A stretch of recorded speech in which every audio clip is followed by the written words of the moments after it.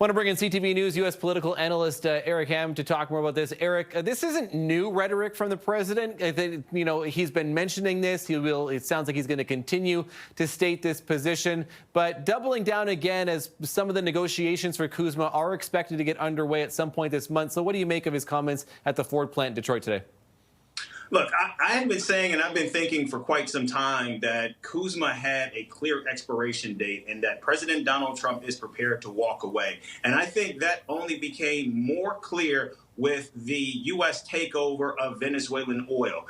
President Donald Trump has made clear when he first came into office that he wanted an economic takeover of Canada. He believes walking away from the deal actually makes Canada more vulnerable, and it also makes U.S. products, goods, and services that much more demanding and more valuable. And so I think what we're seeing here is a president actually greasing the skids, preparing for the possibility that the signature trade agreement for the region could be coming to an end. Yeah, and again, I was reading your piece too. It's up on ctvnews.ca for any viewers who want to go and read it themselves. Again, certainly a well-argued and well-reasoned piece to talk about how the implications of what's happening in Venezuela could affect trade in North America. Again, how concerning is that, as we talk about how integrated, this has been the messaging for the last year, how integrated is in particular the auto sector, but elsewise, certainly Canada relies more on the U.S.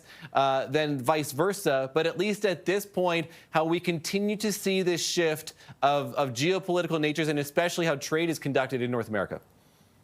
That's one of the reasons why I think we're seeing the Prime Minister scramble to try to lessen Canadian dependence on United States goods. And I think he's certainly doing the right thing.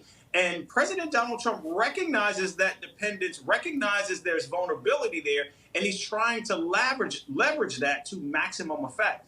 And what we're seeing right now is the president is continuing to go after not just Canada, but the region itself. He believes that the United States not only should dominate the region, but that other countries in the region should be subservient. And more importantly, the president just looks at Canada as though it should be a state. And as long as he sees Canada not as an equal, but as a subservient entity, he's not going to necessarily continue to negotiate or actually attempt to try to engage on a level of parity or equanimity, because quite frankly, the president doesn't see that, nor is he going to give an opportunity for Canada to give a leg up, which is why I think it's increasingly clear that the president is prepared to walk away from this agreement. And just, Eric, before I let you go, too, we talk about the autocracy, and then you write about it in your piece as well, but just the impact that it's going to have on residents on both sides of the border, and maybe not even just North America, but then beyond, about if and when this free trade agreement actually does come to an end.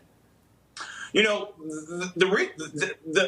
CUSMA has been, I think, the apple of the eye of the world, because the regional interdependence that we have seen, but more importantly, that freedom of consumerism, job flows, and corporate growth has been a boon to all the nations involved, including and especially the United States.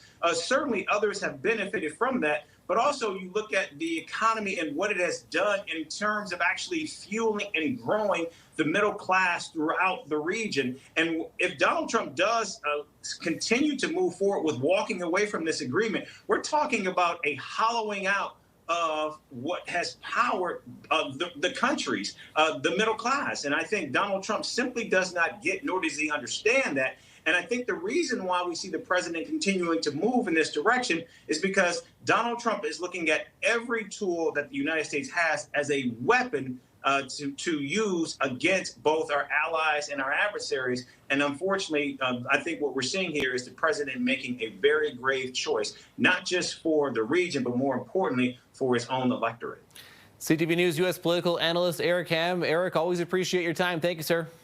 You bet. Thank you.